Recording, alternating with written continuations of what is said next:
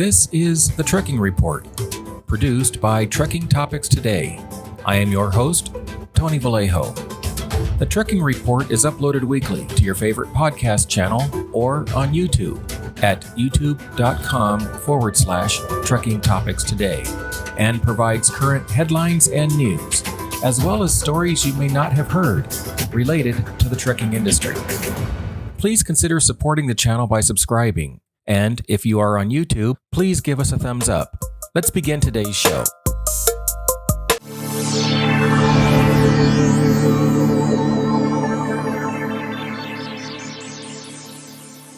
Our topic today, should teenagers drive interstate?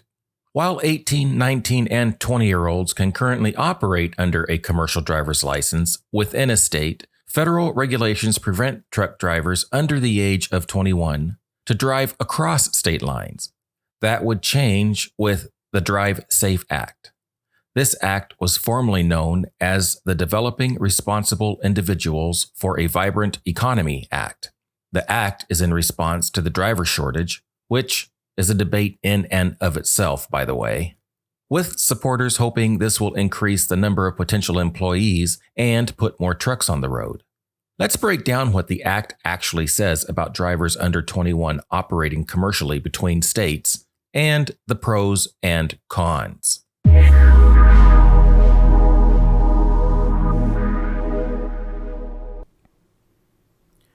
First, let's talk about what the Drive Safe Act actually says. The act would mandate that drivers with their commercial driver's license younger than 21 could drive interstate as an apprentice. They must complete 120 hours of on-duty time, and at least 80 of those hours must be driving time in a commercial motor vehicle. Let's do that last sentence over. They must complete 120 hours of on-duty time, and at least 80 of those hours must be driving time in a commercial motor vehicle. Now, allow me to interject a bit of context here. When I was in CDL school, I may have squeezed out 50 hours of drive time, and I went to a top-rated CDL school. Question: how many hours of actual drive time did you have at your CDL school? So, after these apprentices complete 120 hours, they must then complete 280 hours of on-duty time, with at least 160 hours of that time being driving time in a commercial motor vehicle in the second probationary period. For both of these periods, the apprentice driver must have an experienced driver in the cab. Throughout both the 120 and 280-hour probationary periods, apprentices have to meet 13 benchmarks. The first 120-hour probationary period requires apprentices to meet these following benchmarks. Number 1, interstate, city traffic, rural two-lane, and evening driving. Number 2, safety awareness. Number 3, speed and space management. Number 4, lane control. Number 5, mirror scanning. Number 6, right and left turns. And number 7, logging and complying with rules relating to hours of service. The second 280-hour probationary period requires apprentices to complete the following benchmarks. Number 1, backing and maneuvering in close quarters. Number 2, pre-trip inspections. Number 3, fueling procedures. Number 4, weighing loads, weight distribution, and sliding tandems. Number 5, coupling and uncoupling procedures. And number 6, trip planning, truck routes, map reading, navigation, and permits. Now, the definition of an experienced driver is defined as someone older than 21 who has held a CDL for the last 2 years, has had no preventable accidents reportable to the Department of Transportation, or pointed moving violations during the 1-year period ending, and has at least 2 years of experience driving a commercial motor vehicle in interstate commerce. An apprentice may not drive without an experienced driver for either of the probationary periods. Question: how do you feel as an experienced driver training these young drivers in the apprentice program?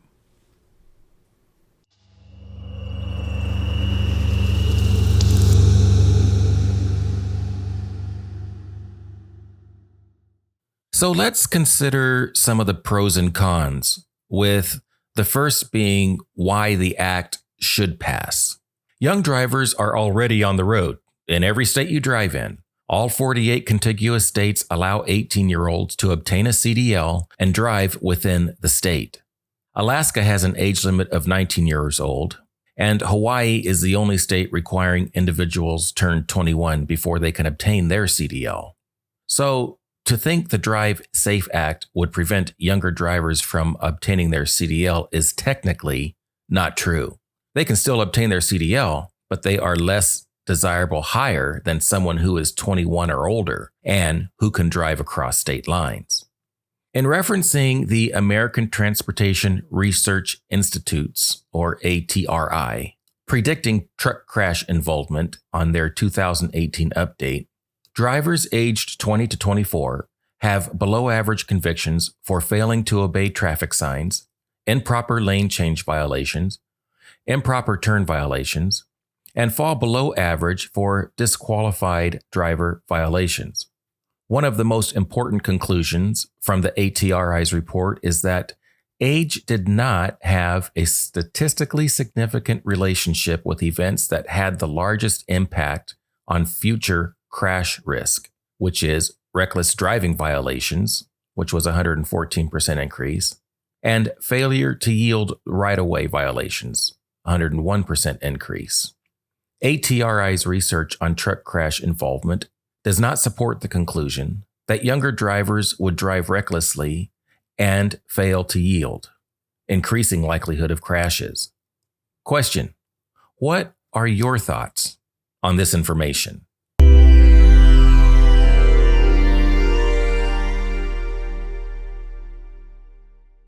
Now, let's consider why the act should fail. The main reason for the Drive Safe Act is to increase the candidate pool for the trucking industry. However, the driver shortage is not all that it seems. The Bureau of Labor and Statistics recently did an in-depth analysis of trucking employment and concluded that there is no shortage of drivers. In fact, driver retention doesn't even seem to be a problem for the industry, and migration to other occupations is comparable to other fields. The Drive Safe Act is in response to the so-called driver shortage, but without a real shortage, one has to ask if perhaps this act is unnecessary. Question: do you believe there is a driver shortage? An analysis done by the Federal Motor Carrier Safety Administration, published in 2017, looked at crash data from 944 drivers of large trucks. They found that years of experience matter. For drivers of large trucks, having fewer than 5 years of experience increases the likelihood of the truck driver being in the critical reason behind the crash by 17% when compared to truck drivers with 5 or more years of experience. An 18-year-old driver cannot have 5 years of large truck driving experience. Data on fatal crash involvement from the National Highway Safety Administration, which looks at all drivers rather than just truck drivers, consistently shows that younger drivers are more likely to be involved in fatal crashes. The National Highway Safety Administration reports that for 2017, the involvement rate for drivers in fatal crashes was highest for the 16 to 20 age group, with a rate of 35.59%, followed by the 21 to 24 age group, which had a rate of 34.87%. When looking at data from 2017 for all types of crashes, the involvement rate for those in the 16 to 20 age group was again highest at 0.83%. Followed by 21 to 24 at 0.7%. Looking at all reports available online from the NHSA, the involvement rate for the drivers in fatal crashes is highest for the 16 to 20 age group in all years starting in 2010, except for 2013, when it is virtually identical to the involvement rate for the 20 to 24 age group, 32% for 16 to 20 versus 32.21% for 20 to 24. According to the ATRI's Predicting Truck Crash Involvement, their 2018 update, drivers between the age of 20 to 24 have the highest conviction rate of any age group with just over 13% compared to the industry average of just over 9%. Drivers with convictions are 43% more likely to be in a crash when compared to others.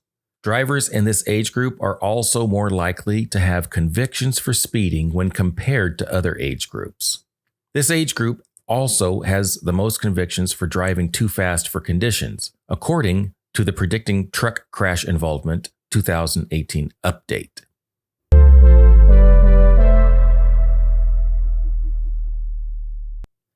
Let's condense this information. The question is whether drivers under the age of 21 are more dangerous or likely to be involved in crashes. The American Transport Research Institute says no, whereby the Federal Motor Safety Council and National Highway Safety Administration say yes. Question: what do you say? So here are some key findings. Drivers between the age of 20 to 24 have the highest conviction rate of any age group. Drivers with convictions are 43% more likely to be in a crash.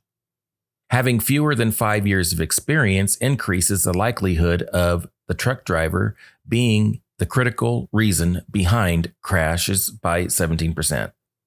For 2017, the involvement rate for drivers in fatal crashes was highest for the 16 to 20 age group.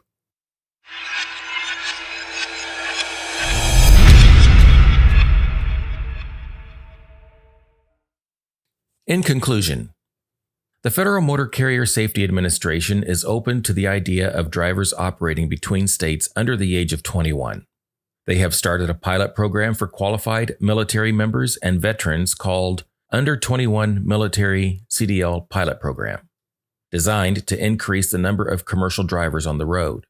Regardless of whether or not the Drive Safe Act passes, drivers under the age of 21 may still be driving commercially across state lines.